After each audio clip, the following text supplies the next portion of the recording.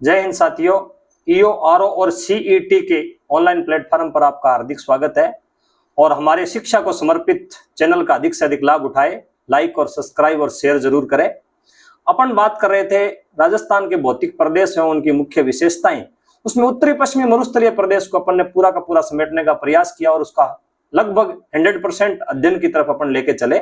उसमें से एक बातें और रहेगी, वो आज इसको कंप्लीट करने के बाद अगली जो क्लास है वो ऑब्जेक्टिव टाइप स्टार्ट करेंगे इन्हीं में से, इसी भाग में से, उत्तरी पश्चिमी मरुस्थलीय प्रदेश में। तो आज वाले में अपन पढ़ेंगे क्षेत्र। क्षेत्र यानी उत्तरी पश्चिमी मरुस्थल प्रदेश है, उसमें कौन कौन से क्षेत्र शामिल होते हैं। जैसे ये राजस्थान का नक्शा है,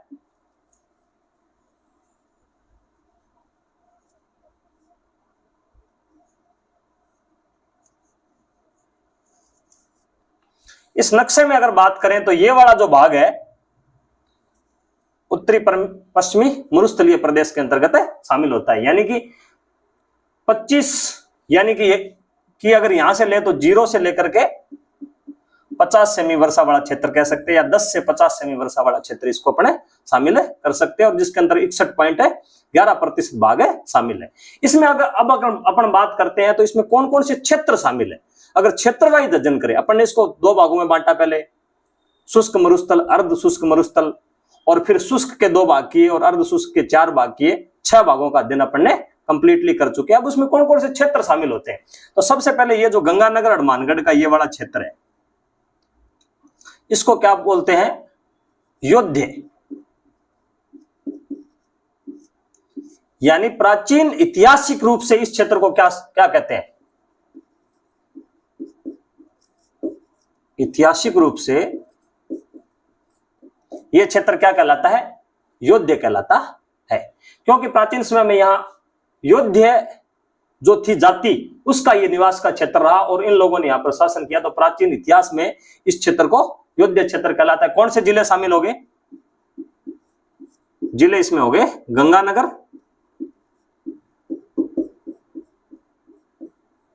श्री गंगानगर और हनुमानगढ़।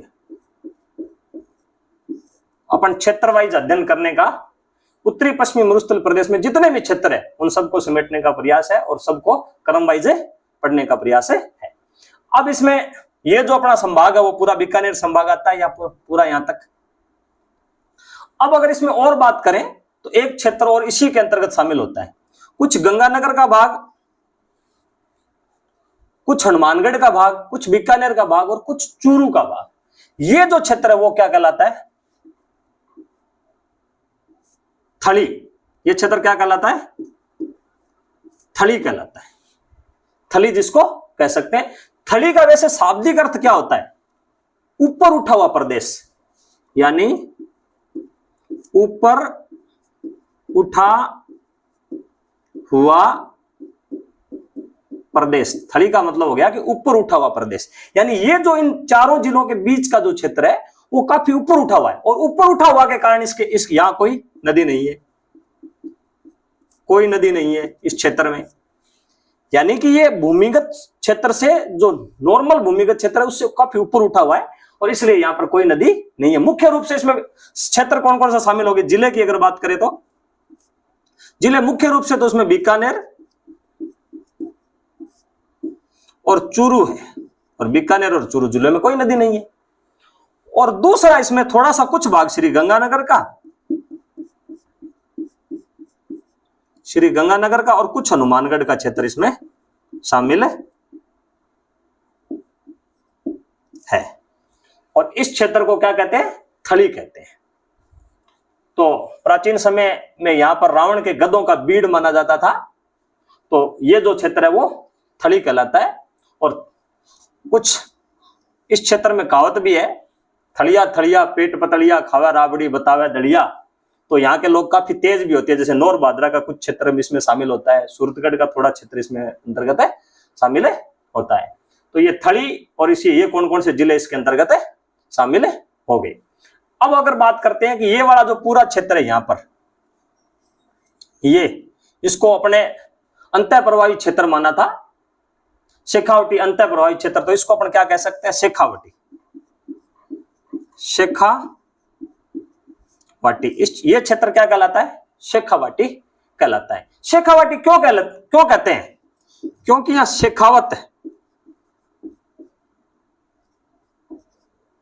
शेखावतों का शासन रहा है। इस क्षेत्र पर शेखावत जाति है राजपूतों की, उसका शासन रहा है, इसलिए ये क्या कहलाता है? शेखावाटी कहलाता है। शेखावत जाति का शासन रहा है। और इसमें कौन कौन से जिले शामिल है ये अपने को पता ही है। इसमें अपने पास जिले हो जाएंगे चूरू, सीकर और झुंझुनू, ये जिले इसके अंतर्गत है शामिल हो जाएंगे, शेखावटी प्रदेश। ठीक है, तो इसी क्षेत्र में शेखावटी के साथ में ही एक क्षेत्र और बनता है। यहां पर ये जो कुछ क्षेत्र है, ये वाला, ये क्षेत्र कहलाता है तोरावाटी। तोरावाटी कहलाता है। अपन क्षेत्र का अध्ययन कर रहे हैं, इसी क्षेत्र को ऊपर से अपन लेने का प्रयास किए। गंगानगर हनुमानगढ़ को अयोध्या क्षेत्र कहते हैं, उसमें थली वाला क्षेत्र भी आता है। ये शेखावटी क्षेत्र कहलाता है और इसमें तोरावाटी भी एक क्षेत्र आता है। तोरावाटी क्षेत्र किसे कहते हैं? कांतली नदी है एक, कांतली नदी खंडेला सीकर से निकलती है और झुंझुनू में बहती हुई चूरू की सीमा पर जाकर विलुप्त हो जाता है। कांतली नदी का अपोहा क्षेत्र, कांतली नदी का जो अपोहा क्षेत्र है वो क्या कहलाता है? तोरावाटी कहलाता है। जिले कौन कौन से शामिल है?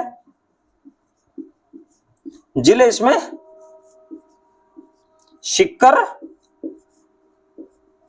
और झुंझुनू, और इसी क्षेत्र के नाम पर इस क्षेत्र की जो बोली है वो भी तोरावाटी कहलाती है। और इस क्षेत्र की बोली है वो थड़ी बोली भी कहलाती है।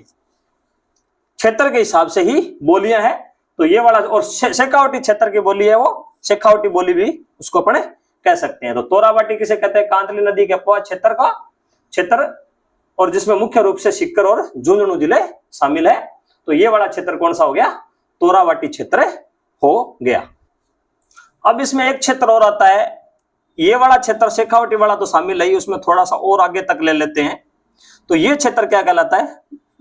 इसको अपन बांगड़ कह सकते हैं। बांगड़, तो बांगड़ क्या है? तो बांगड़ को अगर समझना है तो ये पुरानी जलोढ़, पुरानी जलोढ़ का जमाव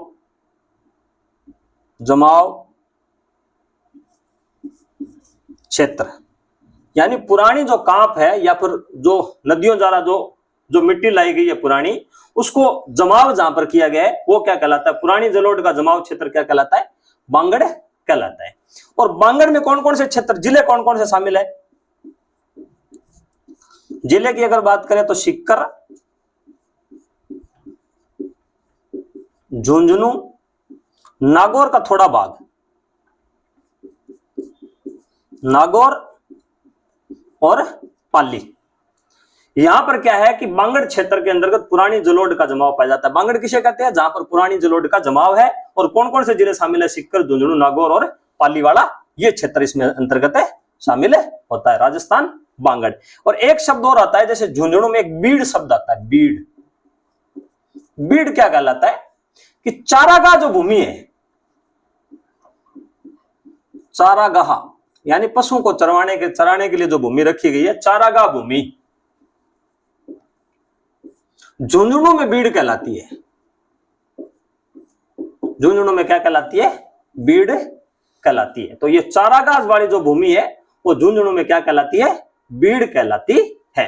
तो इस क्षेत्र के, ये जो अपना क्षेत्र है, इसमें मुख्य कौन कौन से क्षेत्र शामिल हुए इसकी अपन ने बातें कर ली है। बागड़ क्षेत्र, बागड़ क्षेत्र के अंतर्गत क्या कौन सी पुरानी जलोढ़ वाला जो क्षेत्र है वो इसमें शामिल होता है। सीकर, झुंझुनू, नागौर और पाली इसके अंतर्गत शामिल है। और बीड़ किसे कहते हैं? चारागाह भूमि जो झुंझुनू जिले के अंतर्गत पाई जाती है वो बीड़ क्षेत्र कहलाता है।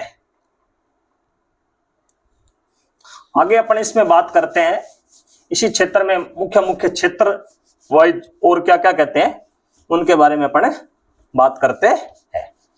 यानी कि क्षेत्र के हिसाब से हर क्षेत्र को समझोगे तो पूरा का पूरा भौतिक प्रदेश अपन को समझने में आसानी रहती है। अब जो ये वाला जो क्षेत्र है 10 सेमी वर्षा रेखा वाला,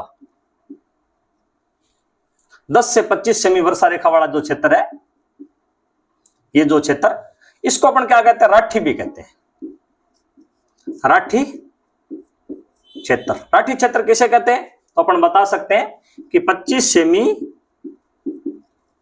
से कम वर्षा का क्षेत्र, यानी 25 सेमी से जो कम वर्षा का क्षेत्र है वो क्या कहलाता है, राठी क्षेत्र कहलाता है। ये राठी क्षेत्र हो गया। जिले कौन कौन से अपने पास शामिल हो जाएंगे, तो जैसलमेर, बाड़मेर और बीकानेर। बीकानेर जिले इसके अंतर्गत है शामिल हो जाएंगे। अब इसी में एक, इसी क्षेत्र को और क्या कहते हैं, मरु।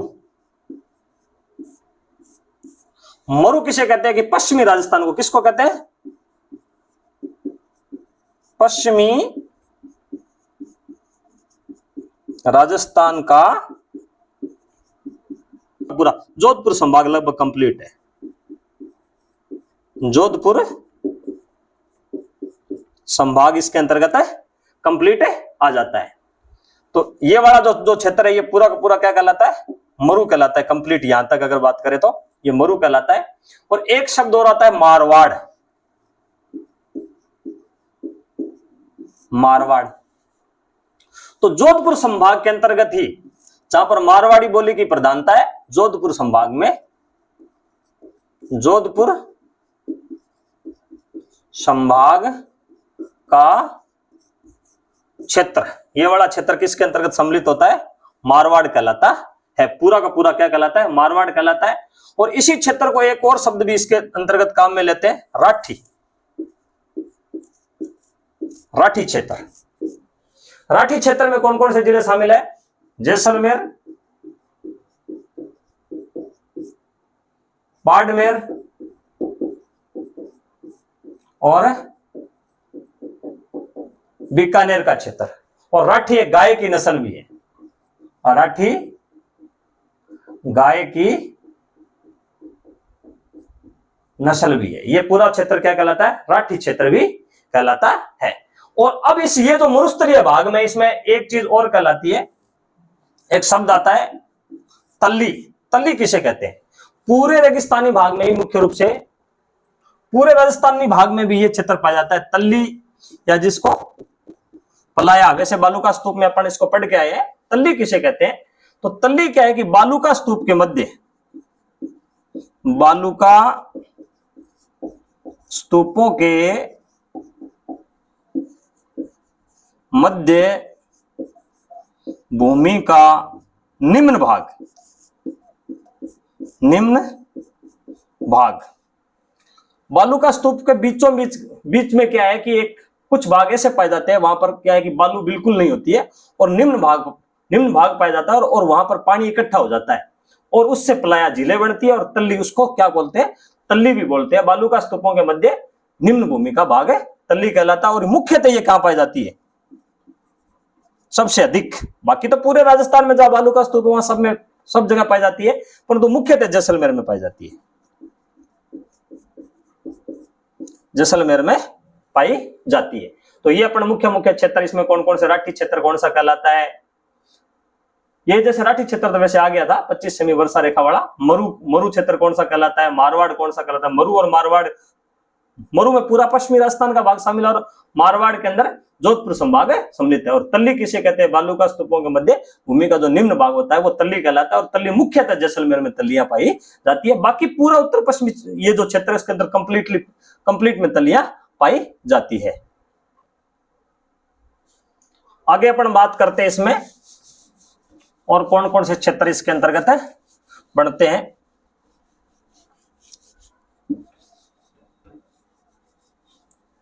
एक इसमें बनता है जांगल प्रदेश, जांगल प्रदेश। तो ये बीकानेर का पूरा भाग और जोधपुर का उत्तरी भाग, ये क्या कहलाता है, जांगल प्रदेश कहलाता है। बीकानेर, इसके अंदर कौन सा शामिल हो जाएगा क्षेत्र, बीकानेर मुख्यतः और उत्तरी जोधपुर, उत्तरी जोधपुर ये क्षेत्र क्या कहलाता था? जांगल प्रदेश कहलाता था। और इसीलिए बीकानेर के शासकों को जांगलधर बादशाह कहा जाता है। और जांगल प्रदेश की जो राजधानी थी ना, वो कौन सी थी? अहिछत्रपुर। अहिछत्रपुर जांगल प्रदेश की राजधानी थी। अब अपन बात करते हैं अहिछत्रपुर की। तो अहिछत्रपुर किसको कहते हैं? प्राचीन नागौर।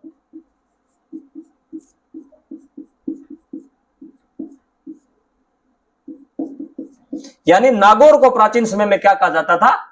अहिछत्रपुर कहा जाता था। और अहिछत्रपुर क्या है कि जांगल प्रदेश की भी राजधानी रही है और सपालदक्ष की भी राजधानी रही है। ये किसकी राजधानी रही है? सपालदक्ष प्रदेश। सपालदक्ष प्रदेश के भी, जांगल प्रदेश की भी राजधानी अहिछत्रपुर रही है और सपालदक्ष प्रदेश की भी राजधानी अहिछत्रपुर रही है। सपालदक्ष प्रदेश किसे कहते हैं? सांबर के आसपास का भाग।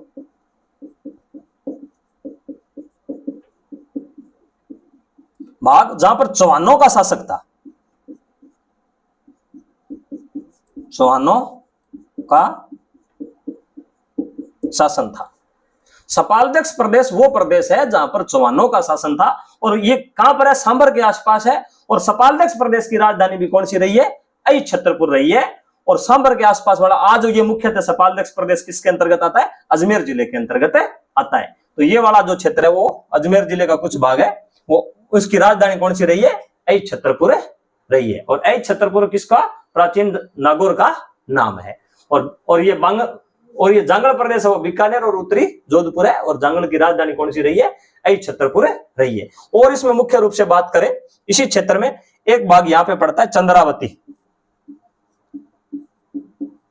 चंद्रावती।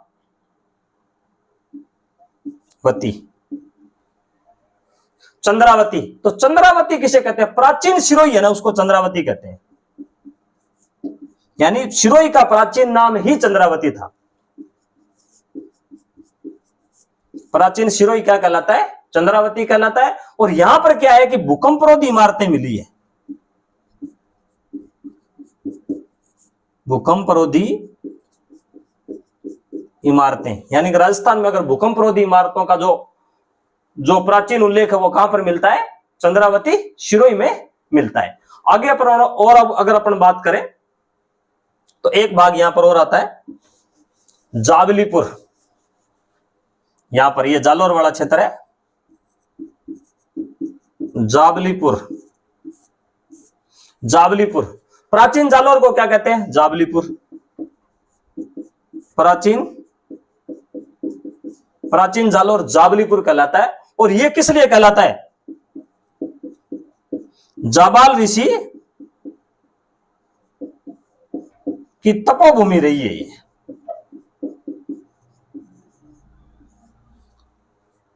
महाकवि माघ की जन्म स्थली भी रही है।